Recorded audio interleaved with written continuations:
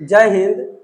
पिछले वीडियो में आपने देखा था कि प्रागैतिहासिक काल को हमने 4 भागों में बांटा था। पहला पूरा पाषाण काल, दूसरा मध्य पाषाण काल, तीसरा नवपाषाण काल और चौथा ताम्रपाषाण काल। आज उसी से हम लोग पूरा पाषाण काल का अध्ययन करेंगे। पूरा पाषाण काल नाम से ही समझिए, पूरा मतलब पुराना, पाषाण मतलब पत्थर। तो जिस काल में मानव अनगढ़ मतलब बिना गढ़े हुए हथियारों का प्रयोग करता था, उस काल को हम लोग पूरा पाषाण काल कहते हैं। इस काल में मानव की उपलब्धियां क्या क्या थी? तो भारत में पूरा पाषाण युगीन सभ्यता का विकास हिम युग से माना जाता है।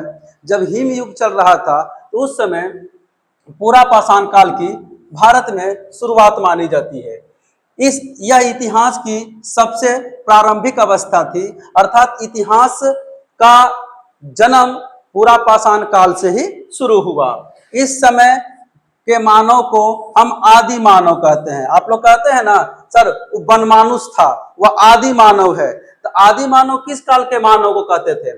पूरा पाषाण कालीन मानव को हम लोग आदि मानव कहते थे। और इस समय का जो मानव था वह आखेटक था और भोजन संग्राहक था। आखेटक का मतलब था शिकारी। इस समय का मानव केवल शिकार करता था और भोजन की तलाश करता था।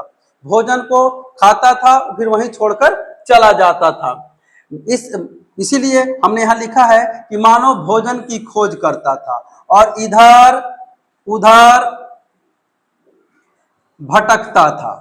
मानव भोजन की खोज करता था और इधर उधर भटकता था। इस काल के पूरा पाषाण काल के मानव की सबसे बड़ी अगर उपलब्धि माना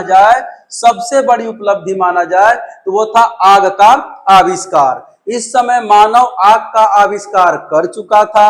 2 पत्थरों को टकराकर यह आग पैदा करने जान चुका था, परंतु प्रयोग करने नहीं जानता था।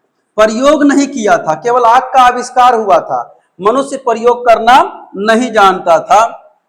इस काल में मानव चित्रकारी करना सीख चुका था, उसका चित्रकारी प्रारंभ हो चुका था। और यह बहुत इंपॉर्टेंट क्वेश्चन है कि मानव जो चित्रकारी करता था वह मध्य प्रदेश एमपी के भोपाल के पास एक जगह है जिसका नाम है भीमबेटका। एमपी में भोपाल के पास एक जगह है जिसका नाम है भीमबेटका की गुफाओं में चित्रकारी के प्रमाण मिले हैं, अर्थात गुफाओं में चित्रकारी के प्रमाण मिले हैं। और जहां तक भारत का प्रश्न है तो भारत में पूरा पाषाण कालीन कोई भी शारीरिक अवशेष अर्थात शारीरिक जीवाश्म प्राप्त नहीं हुए हैं। इस काल के जितने भी हथियार थे, मैंने पहले ही बताया, इस काल के जितने भी हथियार थे वह अनगढ़ थे और अपरिष्कृत थे, अर्थात वह तराशे हुए नहीं थे, अनगढ़ बिना गोल मटोल ढेला पतला जैसे भी था। तो अगर इसको आप पूरा विस्तृत आपने पढ़ा, अगर आपको थोड़ा सा ध्यान देना है तो बस दिमाग में रखिए कि इस समय का मानव को आदि मानव कहते थे। इस समय